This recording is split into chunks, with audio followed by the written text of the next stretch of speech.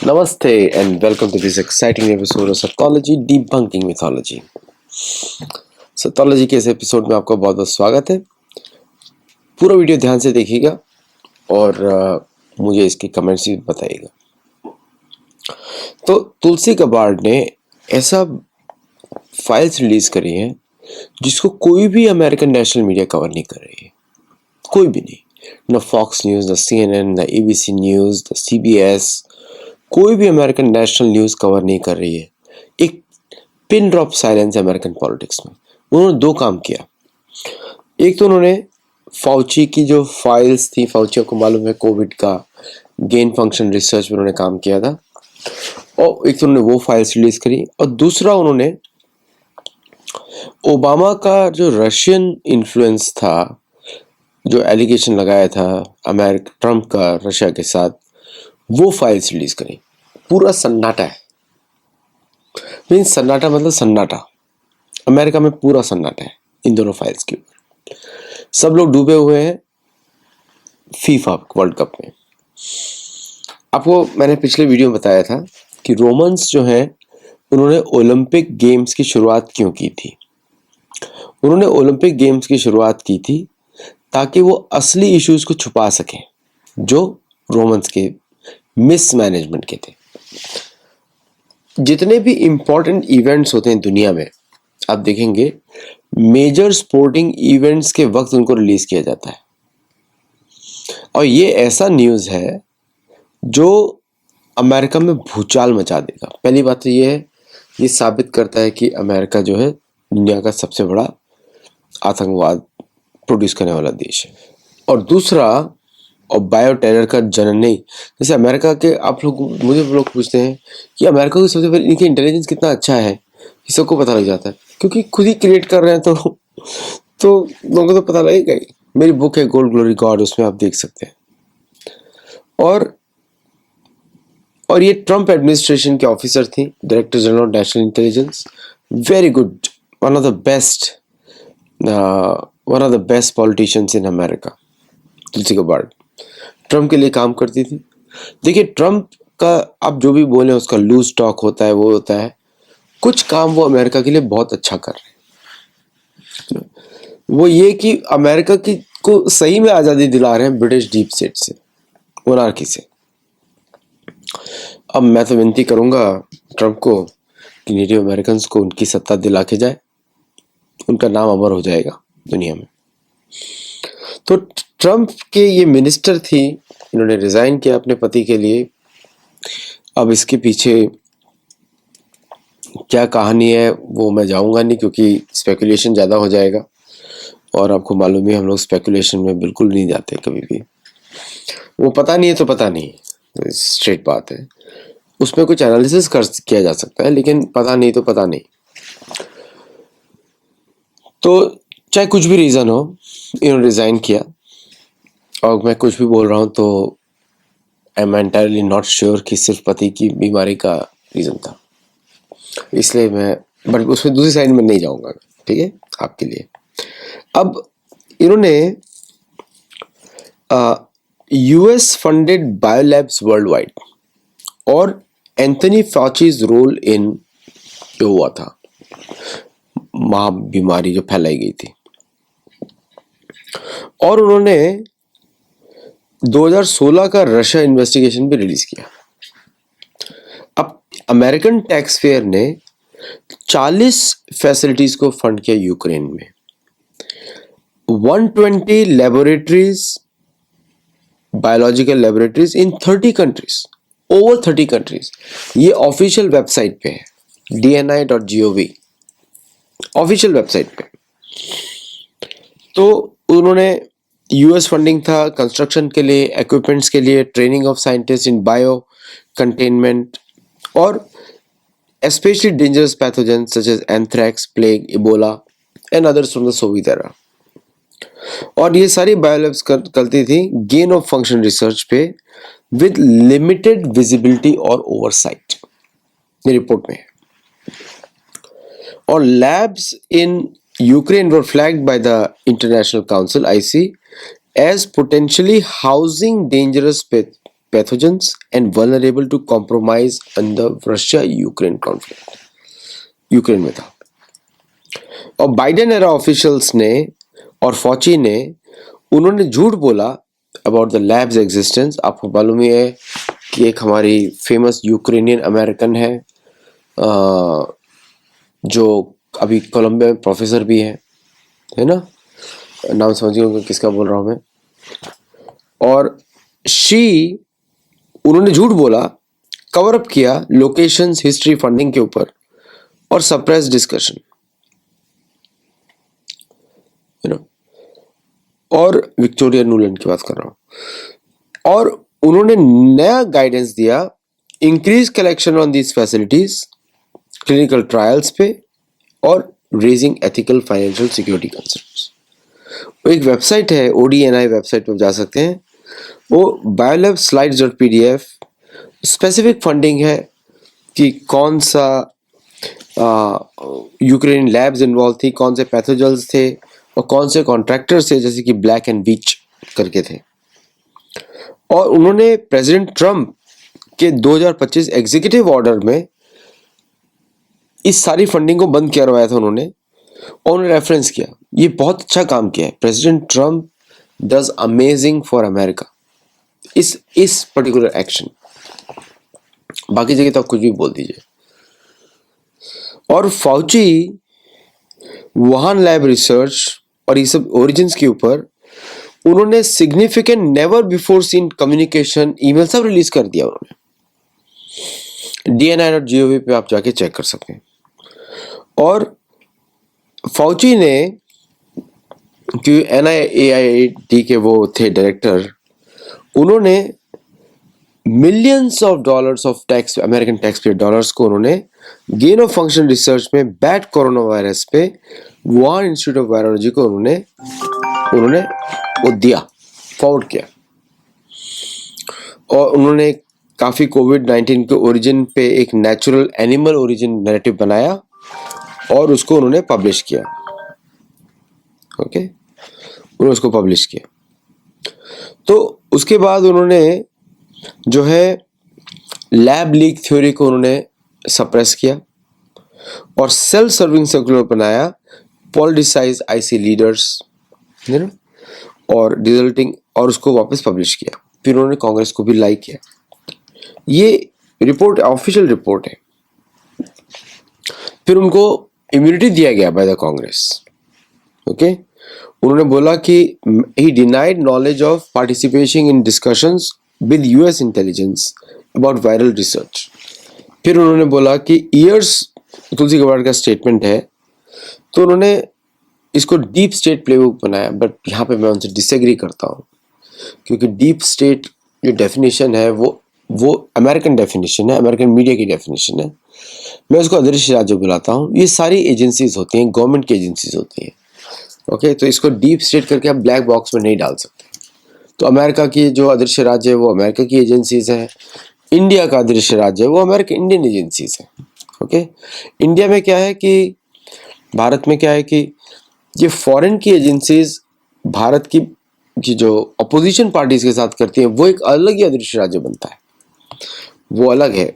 ये सब intelligence games होते हैं, नॉन स्टेट एक्टर्स इनको नहीं बोल सकते, ये ऑफिशियल नॉन स्टेट एक्टर्स। और उसके बाद तुलसी गबार्ड जी ने रिलीज किया रशिया होक्स 2016 इलेक्शन।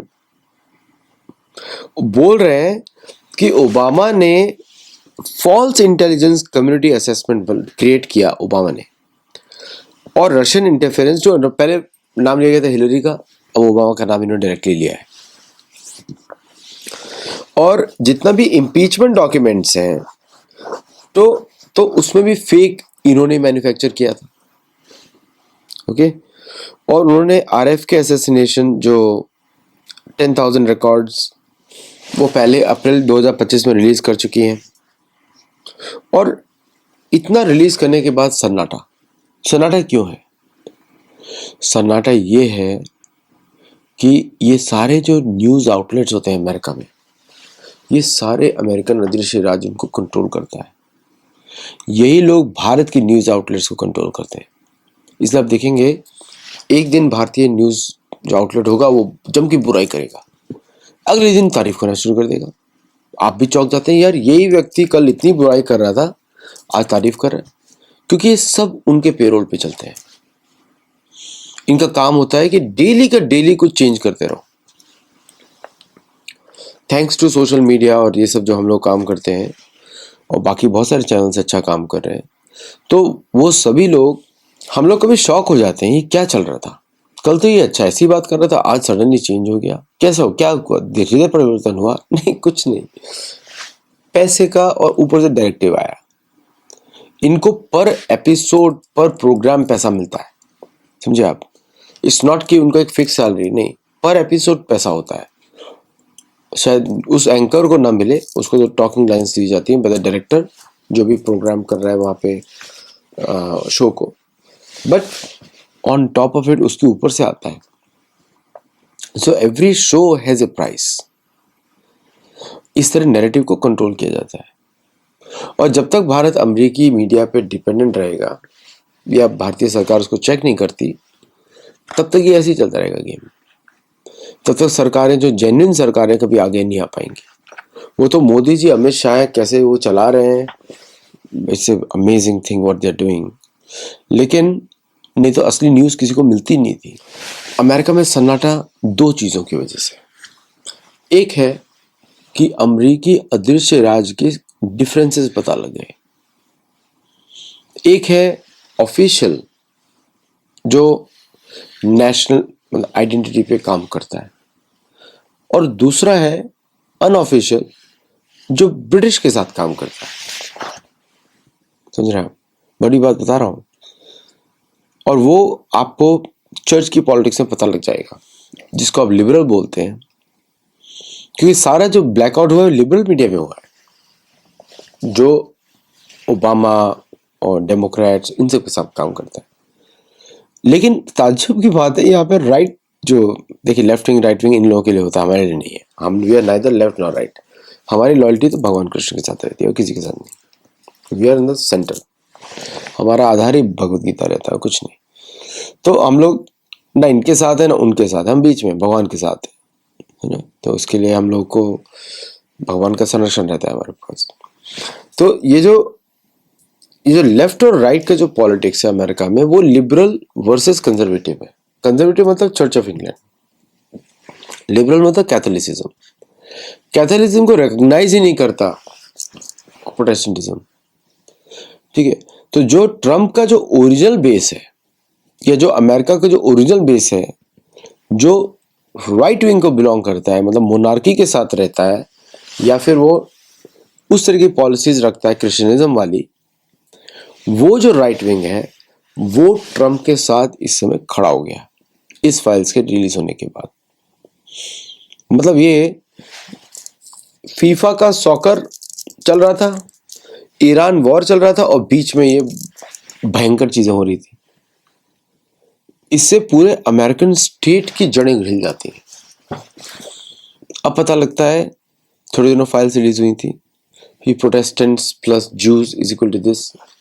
जूस को बदनाम किया जाता है, ओके, क्योंकि एंटीसेमिटिक बिहेवियर है, उनके विरुद्ध काम किया जाता है, सेमिटिक।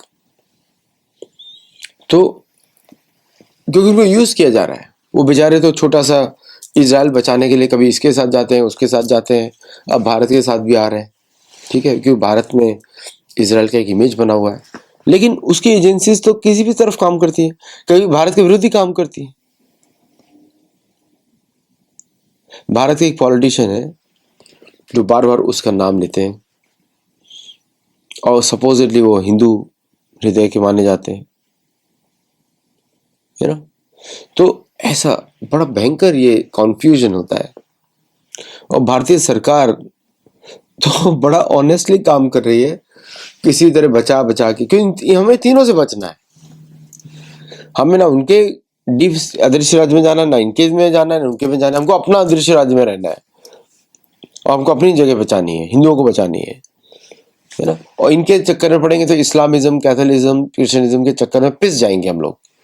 इन तीनों की लड़ाई बड़ी कट्टर होती है। तीनों ही गौ खाने वाले हैं, गाय खाने वाले लोग हैं। इनकी लड़ाई भी ऐसी रहती है। आप और हम इसको समझ ही नहीं पाएंगे, क्योंकि ये मरने मारने पे काम करते हैं और कुछ नहीं। खरीद को खत्म कर दिया, उसको खत्म कर दिया, इसको खत्म कर दिया, बस ये करते हैं। तो बड़ा केयरफुली ये एक्सपोज इतना बड़ा है अमेरिका के लिए, दुनिया के लिए बहुत बड़ा है। इसके अंदर जो इन्वॉल्व होगा उसकी शामत आ जाएगी। तो आप समझिए, सॉकर चल रहा है, गेम वर्ल्ड कप, और काम हो रहा है बड़ा भयंकर बिहाइंड द सीन। जो ईरान और जो अभी यूएस का जो वॉर रुका है, ये बड़े कॉम्प्रोमाइज, ये फाइल्स रिलीज होने के बाद वो रुका है ना, वो रुका और इसको रिलीज किया गया। मतलब पीछे काम चल रहा था। आप सोचिए कि किस किस की जड़ें उखड़ी होंगी। क्यों रीसेट का, इकोनॉमिक रीसेट का वो स्टेप था, वो टेस्टिंग फेज था, उसको जानबूझ के रिलीज किया गया था। तो किसने रिलीज करवाया होगा? वो ओबामा किसके लिए काम करता है? अमेरिका को जमीन पे लेकर आ गए।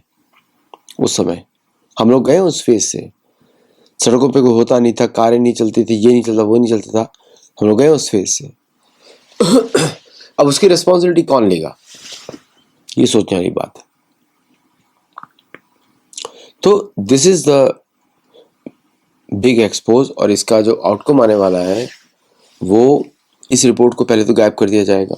मैं बता रहा हूँ आपको, इस पर कोई फोकस नहीं करेगा, क्योंकि इसमें अमेरिका एज ए नेशन फंसा है, तो इसको हटा देंगे। और दूसरा, दुनिया में अगर इसको कोई क्वेश्चन करेगा, वो करेगा रशिया, ऑलरेडी पहले बोल चुके हैं वो लोग, और चाइना। भारत इस पे कैसे रिएक्ट करेगा? भारत तो बहुत नुकसान हुआ इसकी वजह से। भारत तो मांगना चाहिए दवाई कि तुम लोग को दो, पैसा दो for doing all this things. ये दोस्ती बड़ी महंगी पड़ेगी भारत को। चलिए अब तक इतना ही। Thank you very much. नमस्ते, जय जगन्नाथ। अगर आप गुरुकुल में पढ़ना चाहते हैं तो जरूर रजिस्टर करें कोर्स में। आपको सपोर्ट करना चाहते हैं तो यूपीआई, पेपाल के थ्रू से सपोर्ट कर सकते हैं, ज़ेले के थ्रू सपोर्ट कर सकते हैं। और हमारे को आप हाइप करिए वीडियोस को, ताकि जो हमारे ऊपर शैडो बैन जैसा दिखता है लोगों को, वो दूर हो। वैसे यूट्यूब ने मुझे बोला है कि नहीं है, लेकिन आप लोगों को दिख रहा है, तो please support us. Thank you very much. नमस्ते, जय जगन्नाथ। Thank you.